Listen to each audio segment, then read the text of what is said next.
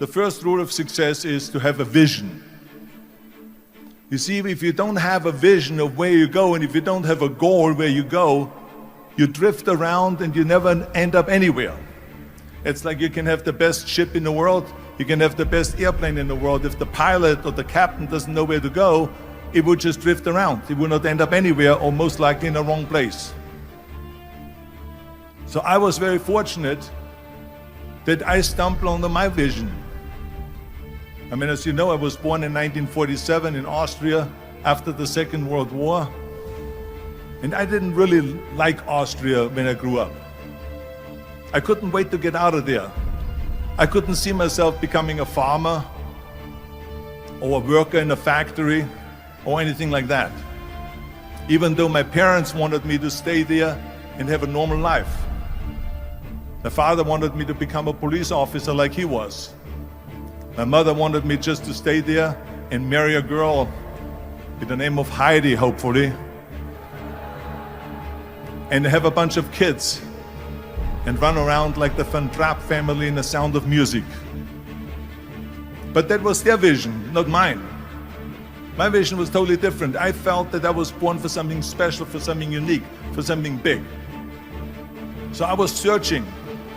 Then one day I went to school. I remember I was 11 years old, and they showed a documentary about America.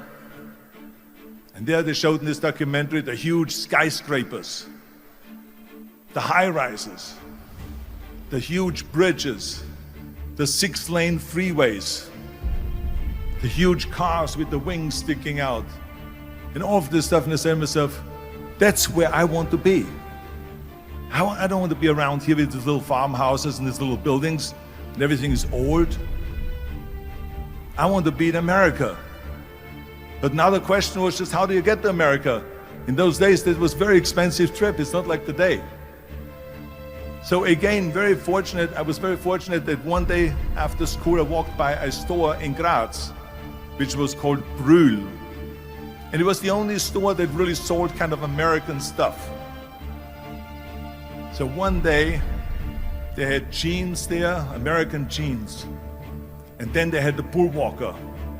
And then they had an expander, and some barbells and some dumbbells and an exercise bench in the window. So I went inside and I looked around and I looked at this stuff, and then I saw a magazine.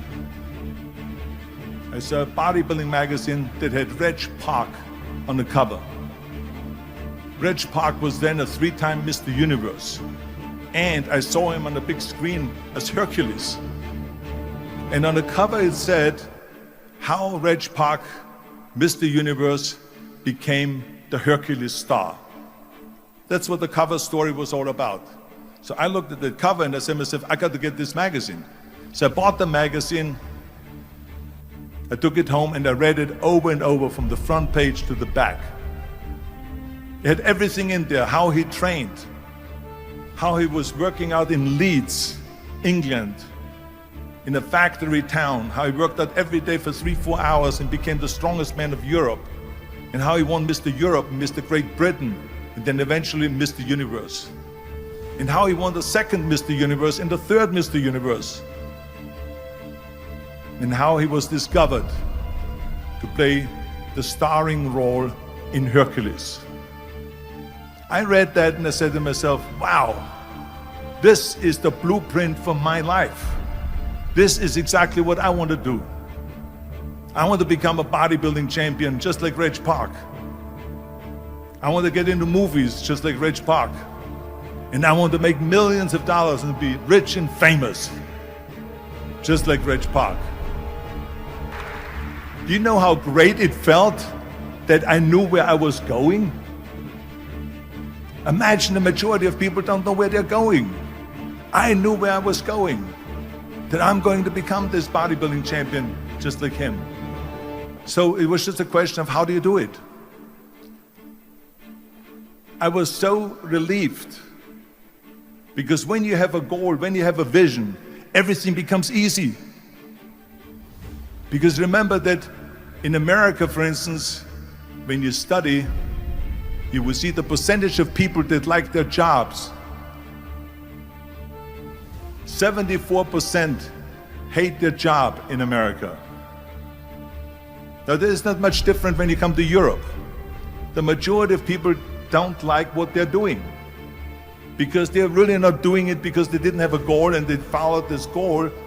They just aimlessly drift around, and then all of a sudden there's a job opening, so they get that job because you have to work. But then when you work, it's a chore. It's work. It's not fun.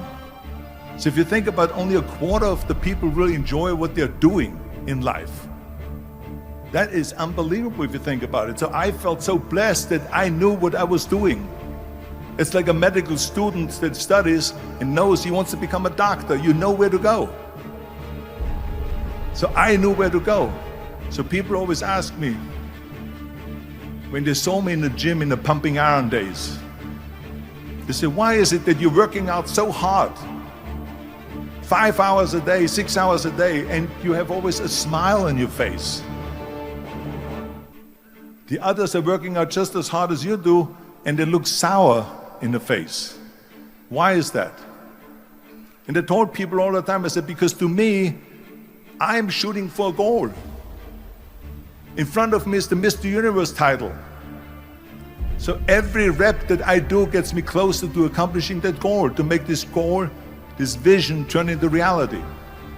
Every single set that I do, every repetition, every weight that I lift will get me a step closer to turn this goal into reality.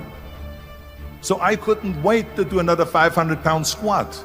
I couldn't wait to do another 500-pound bench press. I couldn't wait to do another 2,000 reps of sit-ups. I couldn't wait for the next exercise, for the next half hour of posing and all the kind of things that you have to do to be a champion. I felt so great knowing where I was going, and I tell you, it worked. I mean, think about it. And at the end, I was just not visualizing just my exercise, but I was really lifting the trophy over my head. That's what I was thinking about. And with the age of 20, I went to London and I won the Mr. Universe contest as the youngest Mr. Universe ever. And it was because I had a goal. And this is no different than anything else, what I'm talking about. This is not just about bodybuilding. It was the same in acting. I remember when I was doing Conan the Barbarian. I was crawling on the rocks with a sword in my arm, crawling on all four. And of course, being that it's Conan, I didn't have clothes on or anything like that, right? So it was kind of, my knees were bare, my elbows were bare and everything else. And I'm crawling on the rocks. So after 10 takes, my elbows were bleeding and my knees were bleeding. And the director came to me and he said, Arnold, I'm so sorry that you have to go through this, but we need one more take, a close-up of you crawling with the sword towards the camera. Can you handle one more take? And I said to him, I don't know what you're talking about. He says, I'm totally fine. He says, but you're bleeding. I said, because I don't feel it, because I can visualize what the scene will look like in a film. And I'm so excited about this scene. I was visualizing crawling up behind Thulsa Doom, which was played by James Earl Jones. Crawling up behind Thulsa Doom with the sword slowly, and then rising up behind him and whack, cutting his head off. And the head spins in the air, slowly with blood all over the place, and slowly falls down the steps and rolls down the steps. And his body slowly falls sideways. That was what I was visualizing, and that was very important because he, in the movie, killed my parents, killed Conan's parents. And that was revenge. And he always said that flesh is stronger than steel. And I wanted to prove to him that no, steel is stronger than flesh. And so I had this in my mind. And so this is why it didn't matter if I had to do another 50 takes or 100 takes, no matter how much I bleed on my elbows or my knees. I saw that vision of the perfect scene, and it was an important scene, and I would do it over and over again until we got it. And the same thing is also in politics. I remember that in politics, I had a very clear vision that I will be the leader of California. This is as far as I could go because I was not born in America, so I could not run for president. So being the governor of the fifth largest state, I should say the largest state, the fifth largest economy in the world, was for me really the ultimate title, the ultimate accomplishment in politics. So even though people came up to me and says, why don't you go and run for something smaller, you're never gonna make it. I ran for governor, and then 2 months later I became governor of the state of California. Again, because I had a very clear vision what I'm gonna do with California. So let me tell you something, visualizing a goal and going after it makes it fun. You got to have a purpose no matter what you do in life. You got to have a purpose.